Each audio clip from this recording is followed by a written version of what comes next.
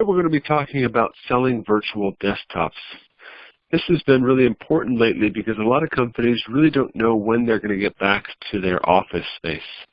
The timeline for that has changed a lot, and no one's really sure if this is going to be a permanent change or if this is temporary. And so facilitating these work-from-home environments has been somewhat challenging. A lot of companies have had varying degrees of work-from-home environments, but doing so permanently has become somewhat of a challenge.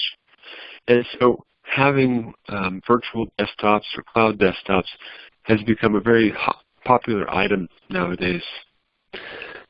Now, today's discussion is going to refer back to a call that we did a few weeks ago about survey sales strategy, where we talked about working with different companies to figure out what is the top item they plan on reducing within their business expenditures. There was one particular company, PwC, who executed this survey really well, and I wanted to share with you the results. If you're looking at the screen, you can see at the top of the list is facilities, essentially their office space. So I think that makes a lot of sense because they're not using it right now. They're not sure if they're going to be using it in the future, and so they're going to try to offload that as quickly as possible. Next would be workforce, and so hopefully that doesn't get affected too much. Next up would be operations, IT, R&D, digital transformation, customer experience. I think that customer experience is probably the third to last on the list because it's so important these days. If retaining customers is always cheaper than acquiring customers. Environmental, social, and government activities, and then lastly, cybersecurity. So I think that tells you a little bit about where their concerns are. Cybersecurity is still top of mind because that's where they're going to be reducing the least amount of expenditures, as well as with customer experience. And so maintaining that consistency is going to be key for them. But when it comes to what's really helpful with this survey, and this is a broad survey, if you were to do a more specific survey for different verticals, you might get different results. But because office space is such a high priority in terms of reducing, virtual desktops is a great segue into that. But that doesn't mean when we're selling virtual desktops, and this is one of the most common mistakes when we're selling different products, is we lead with the product, which would make sense, but in reality, we should be focusing on whatever is top of mind for these clients. And so that's one of the reasons why we perform the surveys.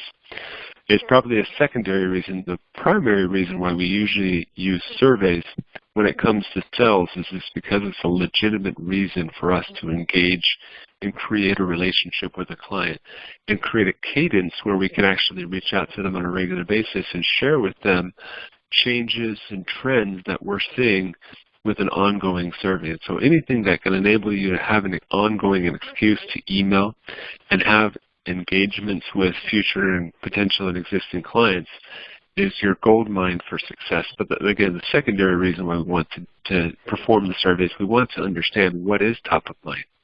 Because we really can't lead with virtual desktops if that's not top of mind, even though it's indirectly related to this. And they may not see that or visualize that. But that's why we're talking about today's call, is how can we connect the two.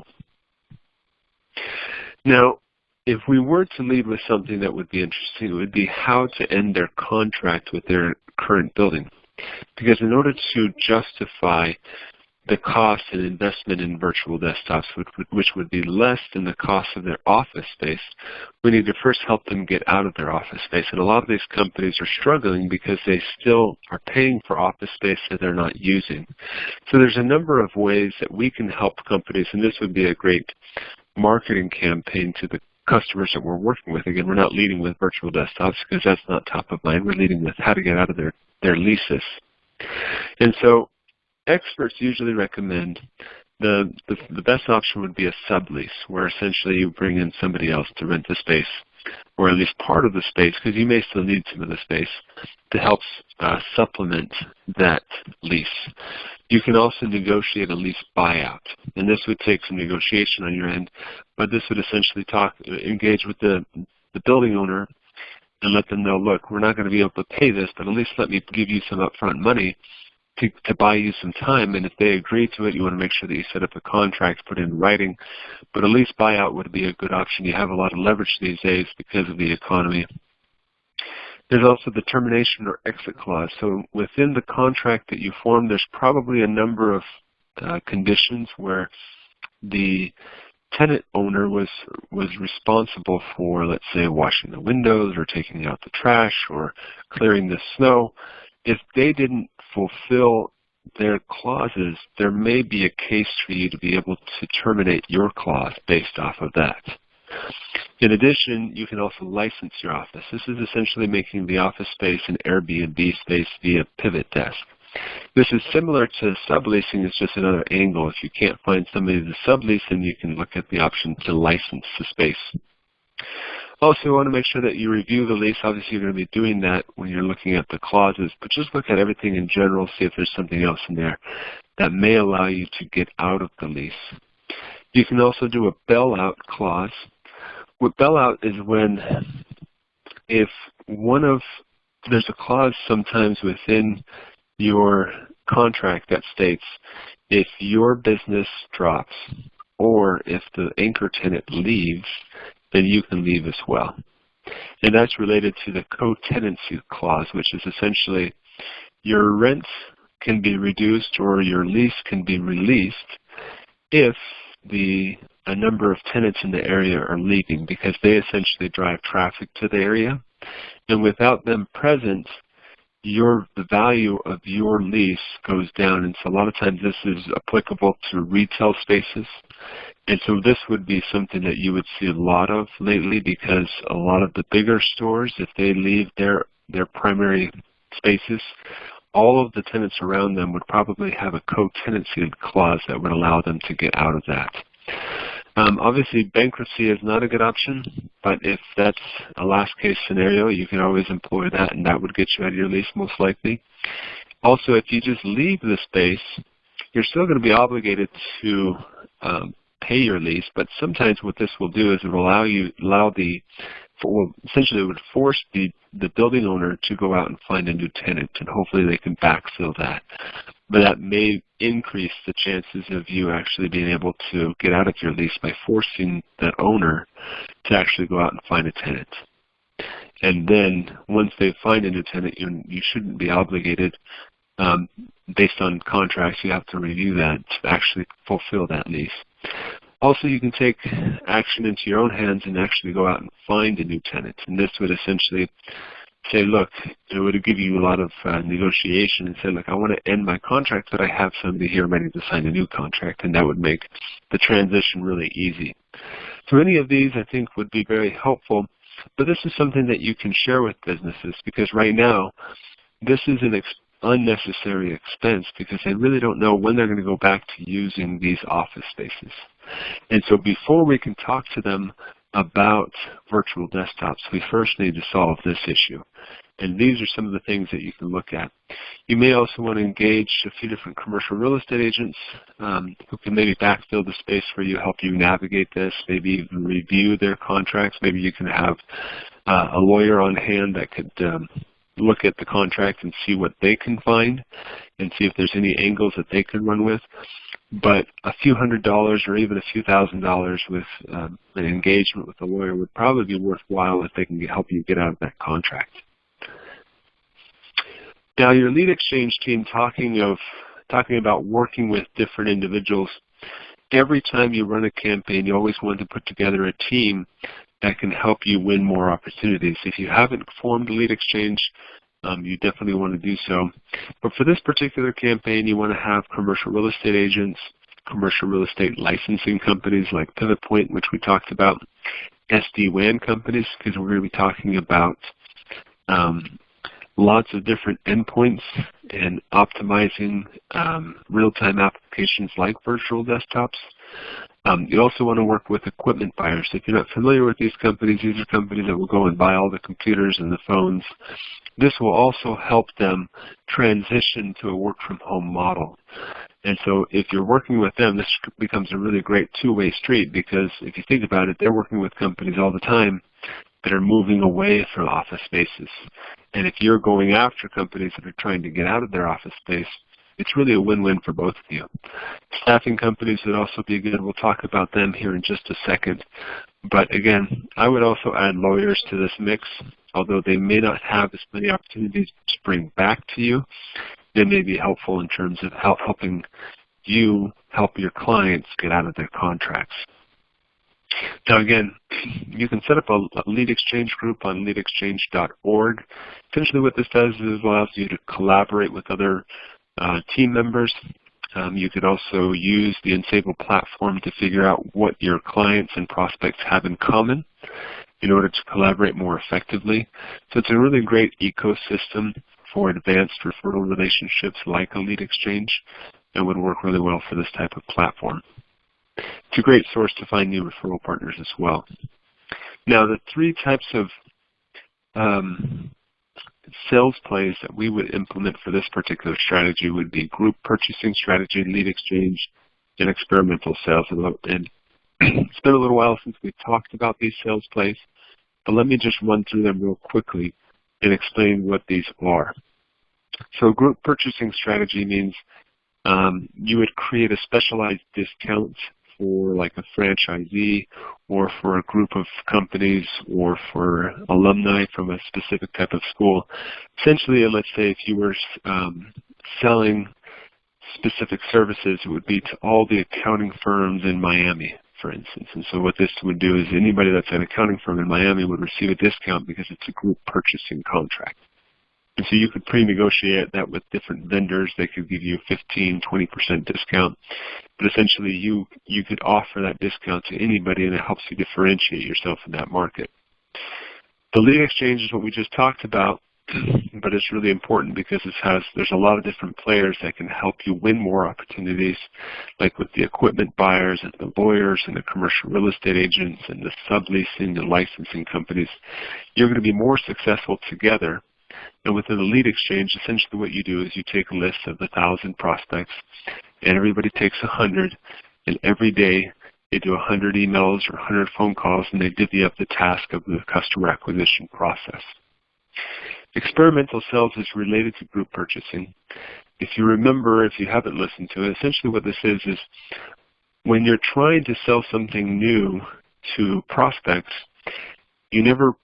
you always lead with it as an experiment. That way, if something goes south in terms of the implementation, it's labeled as an experiment and it's okay to sell. And it takes away some of those fear points that end users have, especially in today's economy. They're afraid to make mistakes because they don't want their job to be in jeopardy. And so that's going to be a big hurdle that we're going to be facing nowadays, is trying to convince companies to actually make purchases. But when you label this as an experiment, it actually makes them look like someone that's trying something new, someone that's experimenting, and it allows them to make failures. Even though we're not going to have any failures in this, it takes away that fear factor. But with experimental selling, it would be something like this. To give you an example, let's say there's a contact center that wants to go virtual. They want to get rid of their office space, get rid of everything. And so the way you would approach it is you would say, look, let's give this a try. Let me set up 5 of your agents from home with a virtual desktop. Let's optimize everything. Let's get everything set up and see how it works. There's a lot of different vendors that would actually do that for you for free to help reduce some of those risks if you explain to them the situation. And so experimental sales makes the sales process, it kind of greases the wheels, especially nowadays, to make things a lot less painful, a lot less riskful. And so definitely implement this, but what happens is when you find an experiment that works, you find every other company that fits that model and create a group purchasing for them, and then you leverage the experimental sale and basically the case study to work your way into new opportunities. So it's basically compounding the success between discounting for group purchasing, but also sharing with them success stories of companies that are related to them. Hopefully that makes sense, but the two are very powerful. And if you layer the two together within a lead exchange campaign, you'll find that you have a lot of success. In addition, we talked a little bit about staffing companies. There's another great play for virtual desktops that a lot of people miss, which is the temporary hires. We may start seeing a lot more of this in the near future. Temporary hires where somebody's going to be working for 3 to 4 months. But what this does is a lot of times because these people are working from home or because they may be only working in the office for a few months, they don't necessarily need a full desktop. You don't have to go out and buy an $800 desktop every time you have a temporary employee.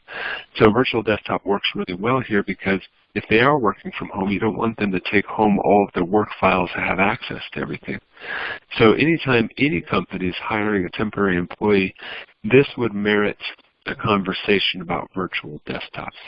And so all you would need to do is go to Indeed, look up all the companies that are hiring temporary employees, which are in the millions, and you would be able to go in and talk to them about what is their strategy to give them access to a desktop. And how are you going to keep that information secure? Have they considered a virtual desktop? In addition, contact centers are a great fit for virtual desktops lately. Definitely you can just do a simple search within the jobs in any companies that are hiring contact centers. You would essentially talk to them about that experimental idea and see what you can do in terms of helping them. I would also recommend any companies that are in the healthcare space because, again, if they're working from home, you have HIPAA compliancy. They may not be set up right now to actually manage that. They just send everybody home. They send everybody home with their physical machines, but they're out of compliance. And so any of those areas I think would be a great fit for what we're trying to accomplish here. As you go through Indeed or any companies that you're interested in working with, just plug the company's name into upsellreport.com. You'll get all the contacts and a full background check. Likewise, you can go to loopnet.com and pull all of the latest office space listings. And what you would do is you plug the address into tenantlist.org and get a list of all the current tenants in the building and talk to them, see if they're leaving, see what's going on. But that may be a great opportunity for you to actually create a good prospecting list with your lead exchange. You can also use businessneighbors.org. So if one particular company is planning on leaving their office space, you can look up their neighbors across all of their locations and use them as an anchor client to engage with future prospects. So if your customer is leaving their office space, then you could essentially talk to their neighbors and say, look, they're leaving, I can help you do the same, let's see what works. I have a few ideas that might be able to help you get out of your lease. Are you considering that? Oh, by the way, once you have everybody working from home, how are you going to keep everything secure? How are you going to manage everything? And that's where the virtual desktops come in. You can also use businesscompetitors.org to look up the competitors of the company. So in a similar fashion, rather than looking up the neighbors related to a particular company, you can look up their competitors and share the same story. If I was writing an email to a prospect, it would probably look something like this. Hey, John, I was curious if you were planning on keeping your current office lease. I'm working with a few local businesses here to see if we can keep people employed by reducing their lease costs. Let me know if you have a few minutes to chat tomorrow. So something very similar. Again, remember that every initial email needs to be very simple. If you give away too much information, it looks spammy. You want to pique their curiosity, but the main thing is you want to get them to engage. So again, this is just a sample, but something that you maybe can run with and play with as you move forward. So again, that's everything for today. We'll go ahead and open it up for Q&A.